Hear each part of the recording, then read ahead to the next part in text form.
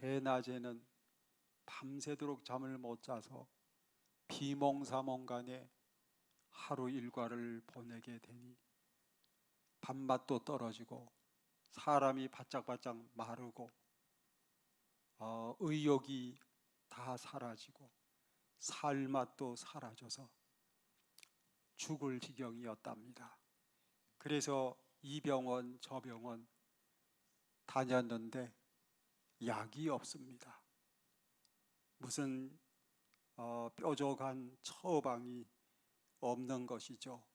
그러다가 어느 지인의 소개를 받아서 아주 유명한 그런 신경외과 의사를 만나게 됐는데 사정 얘기를 다 들어본 이 의사는 진단을 내리고 처방전을 써줬습니다. 처방전을 써주면서 하는 얘기가 선생님이 이 처방전을 집에 가서 자세히 읽어보시고 이 처방전 내용대로 꼭 실천하시기를 바랍니다. 그랬답니다. 그래서 이 신사는 그 의사가 준 처방전을 가지고 집에 가서 펼쳐 읽어보니 내용이 이러했습니다. 선생님의 건강을 기원드립니다. 선생님에게 이 약을 드리는데 이 약을 끊임없이 중단하지 말고 매일매일 복용을 하셔야 되는데 약의 이름은 구약입니다. 그리고 약의 종류는 시편 23편입니다. 아침 저녁으로 복용을 하시는데 중단하지 말고 장기적으로 복용하면 할수록 효과가 더 좋습니다. 이것을 보는 순간에 이 중년 신사가 화가 났습니다. 아니 사람을 놀리는 거야 뭐야, 이건 뭐하는 일이야 하면서 이게 약이냐, 알약을 주든지 가루약을 주든지 물약을 주든지 해야지, 이게 무슨 성경이 약이냐, 시편 23편이 무슨 약이야, 글자지, 이렇게 울화가 치밀었답니다. 그러다가 그래도 이것 외에는 다른 방도가 없으니 의사 선생이 하는 얘기대로 그대로 해보자. 그래서 아침 저녁으로 시편 23편을 읽고 읽다가 암송을 다 해버렸습니다. 그래서 날마다 아침 저녁으로 암송하면서 길 가다가도 암송하면서 자기 전에도 암송하면서 자고 늘 시편 23편을 암송하면서 이 말씀이 마음에 새겨지고 머릿속에 명백하게 새겨질 정도가 됐던 것이었죠. 그런데 어느 순간에 아침에 이렇게 여호와는 나의 목자시니 내게 부족함이 없으리로다 말씀을 암송하고 하루를 출발하면서 하루를 지내는 중에 자기도 모르게 마음에 평안이 오더라는 것이었습니다. 두려움이 사라지고 공포증이 사라지고 불안한 마음이 평안한 마음으로 변해가지고 살맛이 생기고 밥맛이 생기고 건강이 돌아오고 밤에 잠을 자는데 꿀잠을 자기 시작했답니다. 불면증이 다 사라지고 말았습니다.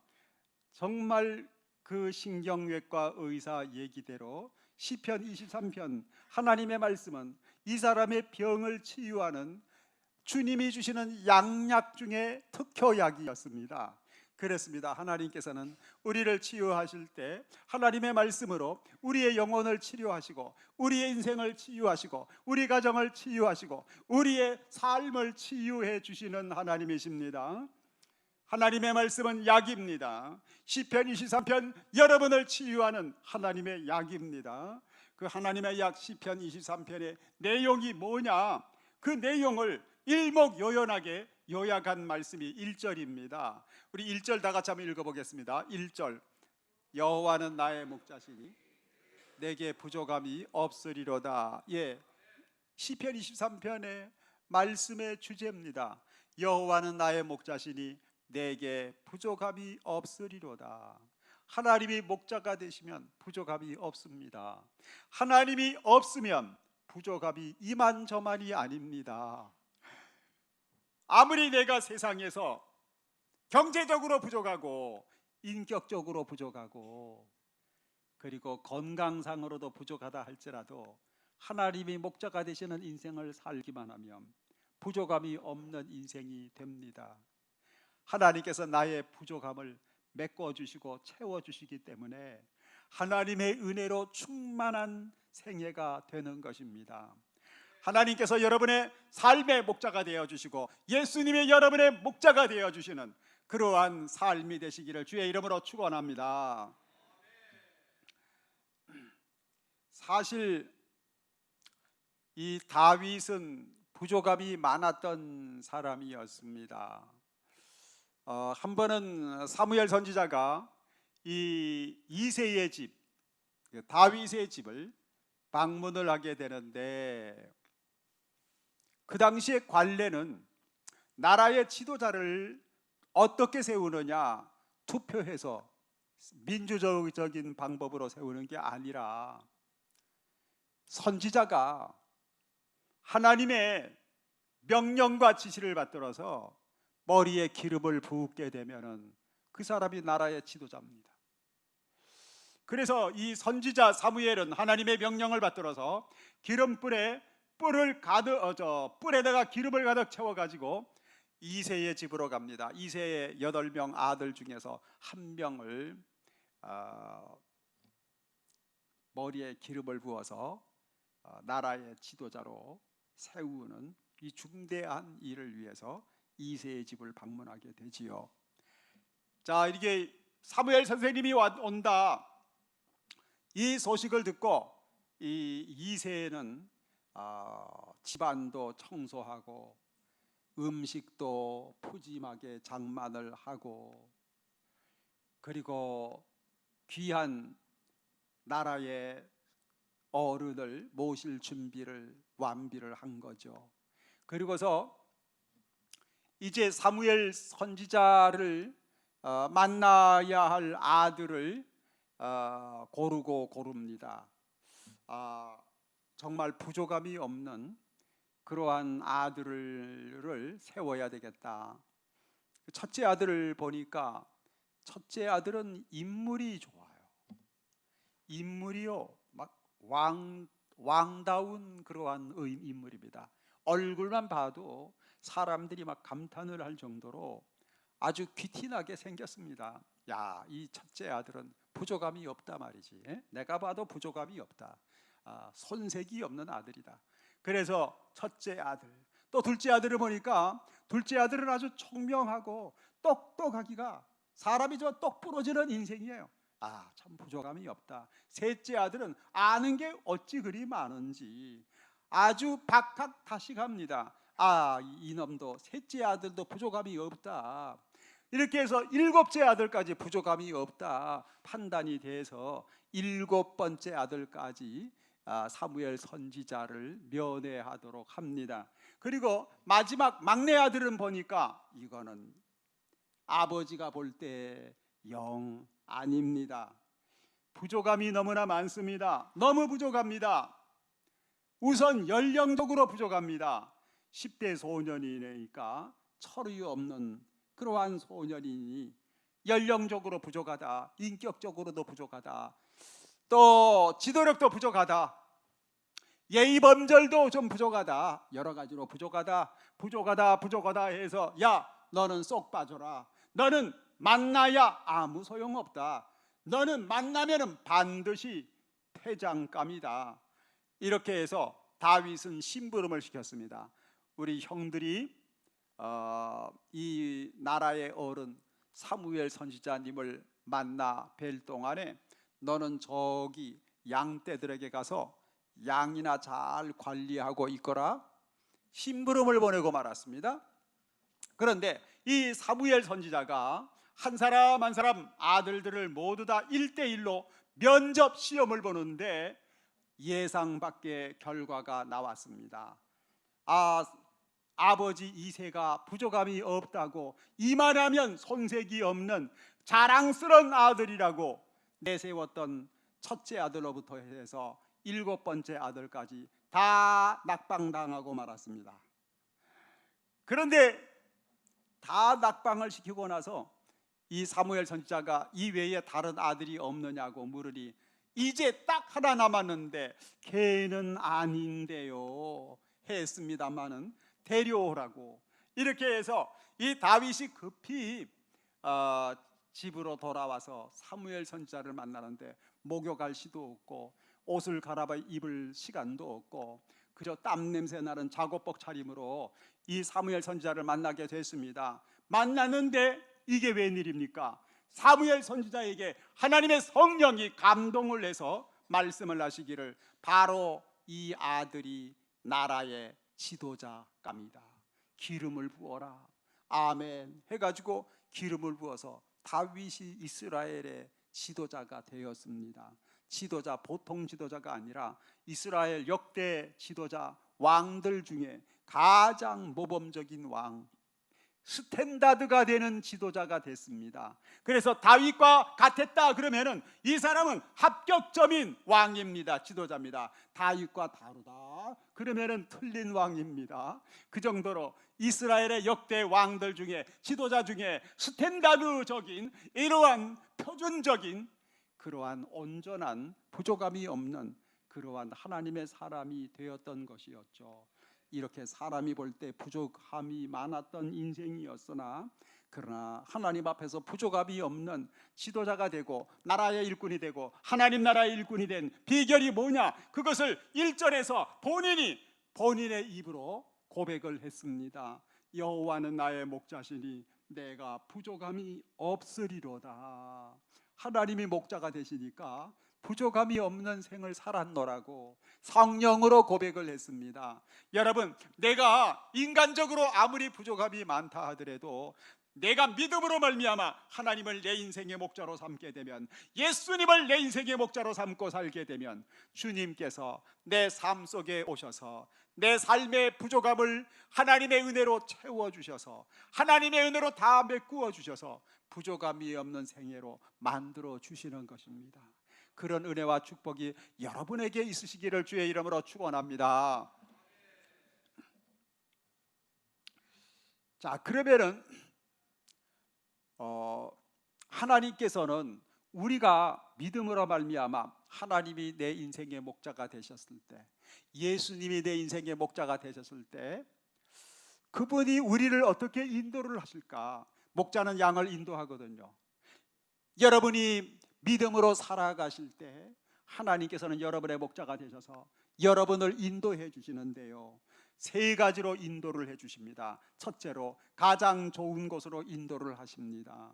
본문 2절이 말씀을 하는데요, 2절 다 같이 한번 읽어보겠습니다. 푸른 풀밭에 누이시며 쉴만한 물가로 인도하시는도다. 예, 인도하실 때 가장 먼저 인도하시는 곳이 푸른 풀밭 그리고 쉴만한 물가로 인도하신다 그랬습니다. 이분이 우리를 인도하실 때 우리를 비지땀을 흘리면서 일하는 일터로 먼저 인도하지 아니하시고 치열하게 싸우는 전쟁마당으로 먼저 인도를 하시는 것이 아니었습니다. 가장 먼저 우리를 인도하시는 장소가 푸른 풀밭, 쉴만한 물가입니다. 푸른 풀밭, 쉴만한 물가는 어느 곳입니까? 안식의 곳입니다. 쉬는 곳입니다. 거기는 풍성하게 에너지를 충전받는 곳입니다. 새 힘을 얻는 곳입니다. 안식의 장소입니다. 여러분, 하나님께서 아담을 만드시고 천지만물을 5일 동안 만드시고 맨 마지막 날 아담 사람 만드셨죠. 그러고 나서 하나님께서 아담을 만드시고 아담으로 하여금 제일 먼저 만나게 하는 날이 무슨 날이죠? 7일, 제7일째 안식일 날이었습니다. 이 아담이 창조받고 지음을 받고 나서 세상에 나와서 가장 먼저 경험한 날이 무슨 날이냐? 일하는 날이 아닙니다. 가장 먼저 경험한 날은 안식의 날입니다. 여러분, 이것은 무엇을 의미합니까? 우리가 하나님 앞에서 가장 먼저 일하는 것이 우선이 아니다. 일도 중요하지만 일보다 더 중요한 것은 하나님의 안식을 누리는 것이다 하는 말입니다. 우리가 하나님의 안식을 누리게 될 때 그 안식을 통해서 하나님의 은혜로 말미암아 능력을 받고 권능을 부여받고 새 힘을 얻어서 우리는 월요일부터 토요일까지 우리가 나가서 열심히 일할 수 있는 그러한 능력의 사람으로 살 수가 있는 것입니다. 영적인 전쟁 마당에서 치열하게 원수 마귀 사탄과 더불어서 말씀의 능력으로 주님의 이름으로 싸워서 이길 수 있는 유능한 그리스도의 군병이 되어지는 것입니다. 그런 거로 여러분들 아무리 바빠도 주일날 안식의 예배가 여러분에게 있으시기를 바랍니다. 여러분 바빠도 코로나 때문에 두려워도 그래도 주일날 예배를 드릴 수 있을 때 그 예배를 통하여 하나님이 주시는 안식을 여러분들이 누리게 되는 것이고 하나님의 안식의 은총 속에서 여러분은 새 힘을 충전받게 되는 것이고 월요일부터 토요일까지 주의 이름으로 승리하는 삶을 살아나가게 되어지는 것입니다.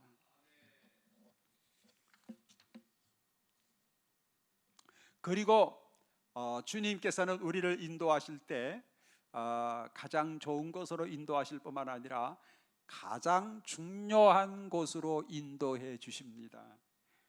제 3절 말씀, 우리 3절 말씀을 다 같이 한번 읽어보겠습니다. 내 영혼을 소생시키시고 자기 이름을 위하여 의의 길로 인도하시는도다. 여기 보게 되면은 주님께서는 우리를 푸른 풀밭 그리고 쉴만한 물가로 인도하실 뿐만 아니라 좋은 곳으로 인도하실 뿐만 아니라 아주 중요한 곳으로 인도하시는데 의의 길로 인도하신다 그랬습니다. 바른 길, 진실의 길로 인도하십니다. 하나님이 기뻐하시는 곳으로 인도하십니다. 다윗은 10대 소년 때 기름 부음을 받고 나라의 지도자가 되어지는데 다윗은 참 고난이 많은 생애를 살았댔습니다. 다윗은 특별히 그 당시에 왕 사울에게 미움을 받고 시기지수를 받아가지고 이 사울 왕이 3,000명의 군사를 거느리고 다윗을 잡아 죽이겠다고 눈에 불을 켜고 쫓아다녔었거든요. 그러니까 단 하루도 마음 편하게 다리 뻗고 잠을 잘 수 없는 이러한 생애를 살았던 것이었죠. 그런데 참 공교롭게도 하나님께서는 다윗에게 복수할 수 있는 기회를 2번이나 시험적으로 주셨던 적이 있었습니다. 다윗이 부하에게 명령만 내리면 그냥 원수 사울을 단칼에 처단해 버리고 혁명을 해서 당장에 이스라엘의 지도자, 이스라엘의 왕자에 올라갈 수 있는 기회가 2번 있었습니다. 그렇게 혁명해서 왕위로 올라가게 되면 얼마나 인생이 쉽겠습니까? 그죠? 고생 끝 행복 시작 그렇게 되지 않겠습니까? 그러나 그 길이 쉬운 길이지만 그 길을 스스로 포기합니다. 그는 오히려 원수를 외나무 다리에서 만났을 때 그것도 칼자루를 쥐고 원수를 외나무 다리에서 만났을 때 그 원수를 오히려 용서하고 선대하고 사랑하는 길을 선택했습니다. 그렇게 원수를 용서하고 사랑하고 선대하게 되면은 그의 고난의 시간은 더 길어지게 되는 것입니다. 환난의 시간은 언제 끝날지 기약이 없습니다. 그럼에도 불구하고 그 어려운 길을 스스로 선택합니다. 왜 그렇습니까? 어려운 길이지만 그 길이 바른 길이니까, 의의 길이니까. 여러분, 내가 하나님 앞에 바르게 살려고, 올바르게 살려고, 말씀대로 순종하려고 내가 어렵지만 의의 길을 걸어갈 때 주님께서는요 결과를 보장해 주시고 책임져 주십니다.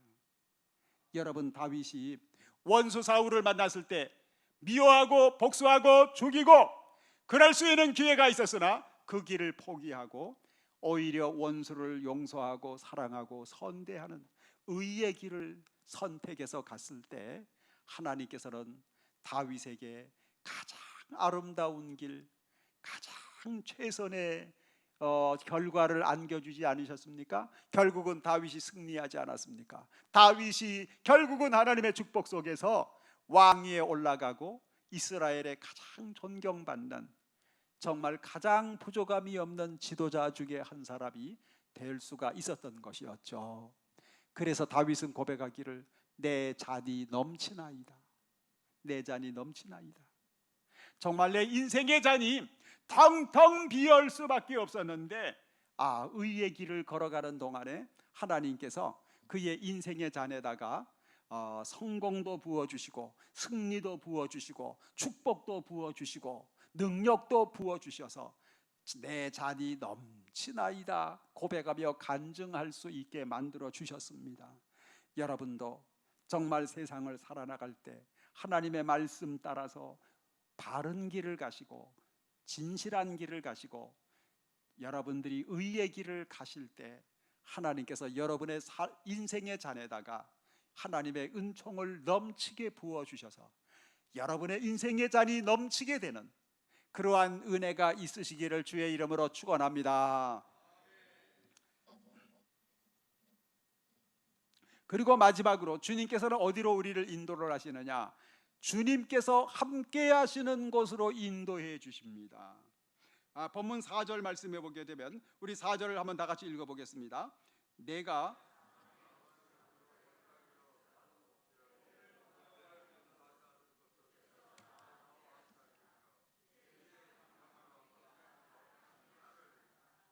네, 감사합니다. 자, 여기 보게 되면은 내가 사막의 음침한 골짜기를 다닐지라도 했습니다. 이거 보게 되면 우리의 신앙생활이라고 하는 것은 우리가 정말 널찍한 꽃길을 걸어가는, 꽃이 활짝활짝 피어서 나를 향해서 방긋방긋 미소 짓는 그러한 꽃길을 걸어가게만 되는 게 아니다 하는 것입니다. 여러분, 우리 신앙생활에 꽃길만 있는 게 아닙니다. 편안하고 널찍한 길만 있는 건 아닙니다. 때로는 사망의 음침한 길을 가야 할 때가 한두 번이 아닙니다. 만사형통의 삶, 그것이 아닙니다. 여러분, 예수 믿는다고 아무 사건 사고 경험하지 아니하고 질병에 걸릴 일도 없고 늘 건강하고 늘 성공하고 늘 잘되고 그런 게 예수 믿는다는 겁니까? 아닙니다. 여러분, 우리가 예수를 믿으면서 이 세상을 사는 동안에 사망의 음침한 골짜기를 지나야 할 때가 여러분 왕왕 있습니다. 예수 믿고 살면서도 고난을 경험할 수가 있고 환난을 경험할 수 있고 교통사고도 당할 수가 있습니다. 그런데 사막의 음침한 골짜기를 다닐지라도 내가 두려워하지 않는다 그랬습니다. 두려워하지 않음은 무엇은 비결입니까? 주께서 나와 함께 하심이라. 여러분, 우리가 그래서 참 예수를 믿는 것입니다. 우리가 예수 믿으면서 환난의 골짜기, 고난의 골짜기, 코로나의 골짜기, 사망의 음침한 골짜기, 이 골짜기를 지난다 하더라도 그래도 두려워하지 않는 것은 주께서 나와 함께 하시기 때문입니다.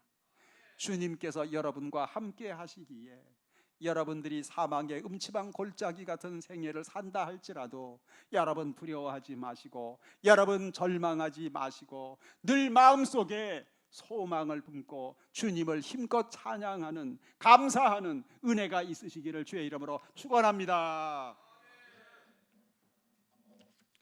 바울 사도는 고백을 했습니다. 사도행전 14장 22절인데요. 있는가요? 없는가? 예, 감사합니다. 우리 한번 다 같이 한번 읽어보겠습니다.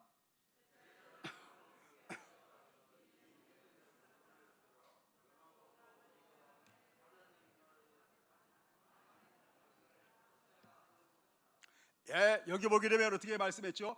바울 사도의 고백입니다.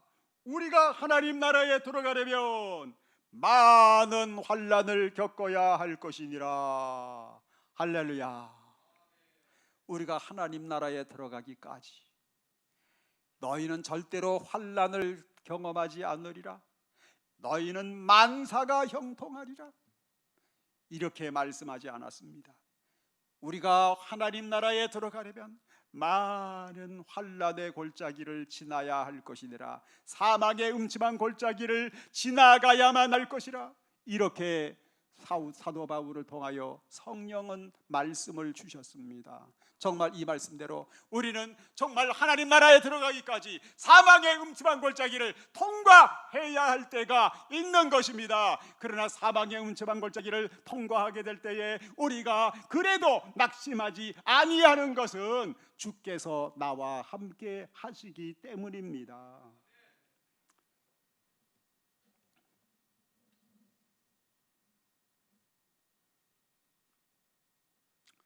여러분, 3살배기 어린애가 깜깜한 밤중에 혼자서 걸어가게 된다면 얼마나 위험천만이겠습니까? 위험하지요. 두렵지요.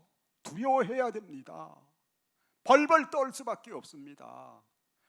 그러나 근육이 잘 발달된 그러한 아버지가 함께 해준다면 그 깜깜한 밤중을 걸어다니는 그 걸음이 아주 즐거운 소풍 같은 걸음이 될 수가 있습니다. 아버지가 함께 하니까요. 여러분, 이 깜깜한 밤중 같은 이러한 사망의 음침한 골짜기 같은 이 세상을 우리가 살아나갈 때 우리 혼자, 나 혼자 가야 한다면 두려울 수밖에 없습니다. 위험천만입니다. 그러나 주께서 나와 함께 하시기에 두려워할 필요가 없습니다. 할렐루야. 자, 그런데 주님이 함께 하신다는 것은 이거는 엄청난, 우리가 상상할 수조차 없는 엄청난 축복입니다. 왜 그러느냐? 여러분 감옥 속에 들어간 사형수 죄수가 왕을 만나고 왕과 함께 밥 먹을 수 있겠습니까? 안 됩니다. 불가능입니다. 하물며 여러분, 우리가 하나님 앞에 천벌을 받아 마땅한 죄인 중에 죄수가 되어서 지옥 가서 영원히 멸망당할 수밖에 없는 죄인 중에 죄인이 되었는데, 이 죄인이 거룩하신 하나님, 왕의 왕이신 그 하나님 앞에 어찌 나갈 수가 있겠습니까? 그 하나님과 함께 한다는 것은 불가능 중에 불가능입니다. 100번 죽었다 깨어나도 절대로 죄인 인생이 왕의 왕이신 하나님 함께 할 수 없습니다. 그런데 죄인이 말이죠, 그 하나님과 함께 할 수 있는 비결을 우리가 받았습니다.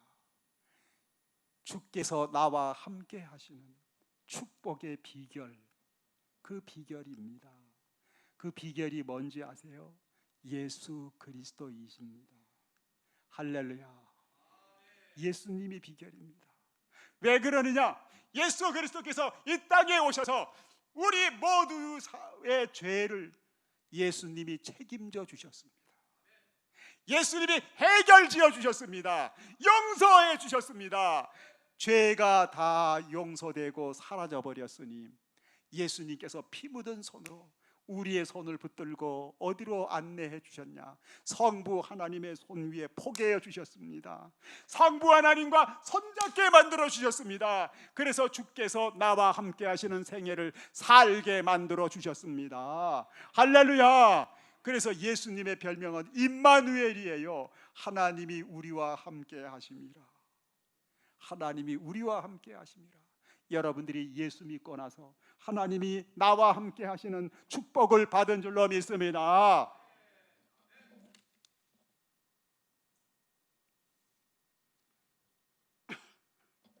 에베소서 2장 16절을 한번 보겠습니다. 에베소서 2장 16절 다 같이 한번 읽어보겠습니다. 또 십자가로 이 둘을 한 몸으로 화목하게 하려 하심이라. 원수된 것을 십자가로 소멸하시고. 화목이 얼마나 중요합니까? 부부 사이가 화목하지 않으면 지옥입니다. 이웃과 화목하지 않으면 그 동네에서 살 재미가 없어집니다. 동네를 떠나든지 사생결단해야 됩니다. 화목이라는 건 중요합니다.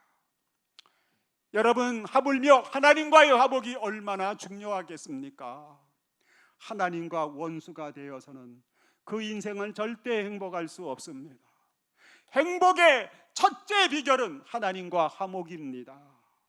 하나님과 화목의 비결은 예수님입니다. 예수님이 우리의 죄짐을 십자가로 해결해 주셨습니다. 예수를 믿음으로 말미암아 죄짐이 떠나버리고 내가 의인이 되어 하나님의 자녀가 되어 하나님이 나와 함께 하시는 생애를 살게 된 것이니, 여러분, 예수가 그렇게 소중합니다. 여러분, 예수님을 여러분이 더욱 뜨겁게 사랑하시고 가까이 하시고 고백하시고 찬양하시기를 주의 이름으로 축원합니다.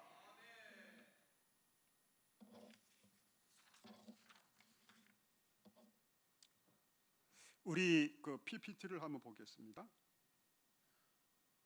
예, 오늘 PPT의 제목은 임마누엘입니다. 저기 이제 미국 지도인데요. 이 코로나로 피해가 많은 나라 중에 하나가 미국이에요. 미국은 이 확진자 수가 엄청나게 많은데 사망자도 많이 생겼습니다. 저 미국이. 워싱턴이 이제 저기 저 동쪽으로 있죠. 저 워싱턴 동쪽에 있는 워싱턴 어느 병원에 이 코로나 바이러스가 침범을 해가지고 이 병원에서 확진자가 많이 생기고 코로나 바이러스에 확진이 되어서 세상을 떠난 사람, 사망자가 35명이 발생했대요. 이 워싱턴의 이 어느 병원인데, 이 병원에 저 할머니가 90세예요. 90세. 금년이란 말이에요. 금년이 실제 있었습니다. 90살 먹은 할머니가 확진자가 된 거예요. 막 고열이 생기고 뭐 할머니니까 고령자니까 병원에서 포기했습니다. 이 할머니 이제 장례 준비가 돼야 되겠다고 가족들에게 얘기했다 합니다. 그래서 이제 완전히 죽은 목숨이나 마찬가지가 됐는데 그런데 이 할머니가 19일 만에 기적처럼 건강을 회복해 가지고 확진 판정 취소되고 쾌유가 되었다고, 고침받았다고 그래 판정을 해서 건강하게 집으로 돌아왔답니다. 병원에서도 기적이라고, 집에서도 기적이라고, 기적이 일어났다고 놀랬습니다. 그러면은 그 기적의 비결이 뭐냐? 본인의 얘기가 중요하지. 본인이 이렇게 고백을 했습니다. 본인이 이렇게 고백했어요. 그 비결. 자기가 밤에 잠을 자는데 주님이 나와 함께 하심을 느끼고 경험했다는 거예요. 주님의 손이 내 가슴에 주님의 손을 느꼈다는 것이었습니다. 밤새도록 느꼈다는 것이었습니다. 그리고 이분은 그 코로나 바이러스 파도 속에서도, 그 환난의 파도 속에서도 주님이 나를 떠나지 아니하시고 주께서 나와 함께 하셨다, 주님이 나와 함께 하심을 느끼고 경험했다는 것이었습니다. 그래서 마음이 편안했다는 것이었습니다. 그러는 순간에 19일 만에 쾌유되고 병을 이기고 건강한 모습으로 집으로 돌아올 수 있었다고 고백을 했답니다. 할렐루야. 여러분, 주께서 함께 하실 때 코로나도 이길 줄로 믿습니다. 주께서 함께 하심으로 말미암아 고난의 파도 속에서도, 이 환난의 파도 속에서도 여러분 망하지 아니하고 여러분 오뚜기처럼 벌떡벌떡 일어나는 역사가 나타날 줄로 믿습니다. 우리 다 같이 한번 읽겠습니다. 내가 사망의 음침한 골짜기 다닐지라도 해를 두려워하지 않을 것은 주께서 나와 함께 하심이라. 이번에 요 베트남 얘기만 하고 오늘 설교를 마치도록 하겠습니다. 이 베트남에서 1970년대 초지요. 그때 그 월남 전쟁이 일어났죠. 월남 전쟁. 그래서 이 북쪽의 그 월맹과 남쪽의 월남과의 전투에서 지금 공산화가 됐죠. 여기가. 저랬을 때 우리나라가 파병을 했습니다. 그래서 우리나라의 많은 부대가 저기 가서 저 나라를 도와주기 위해서 전쟁을 했었던 적이 있었죠. 전쟁을 했었습니다. 그런데 저 전쟁 중에 그 많은 고지가 있었는데 그 고지 중에 하나 죽음의 고지. 제가 그렇게 이름을 붙였습니다. 왜냐하면 저 고지에 아군들이 올라가기만 하면은 전부 한 사람도 살아서 돌아오는 사람이 없었어요. 저 고지에 올라가기만 하면 다 죽어서 온 거예요. 다 죽어. 그래서 저 고지는 정말 죽음의 고지였습니다. 그 저 고지에 올라가기를 명령만 받으면 난 죽었구나 이렇게 생각이 된 거죠, 아군들이.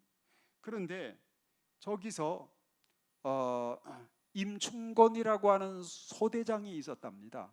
임충곤 소대장. 임충곤 소대장에게 대대장의 명령이 하달되었습니다.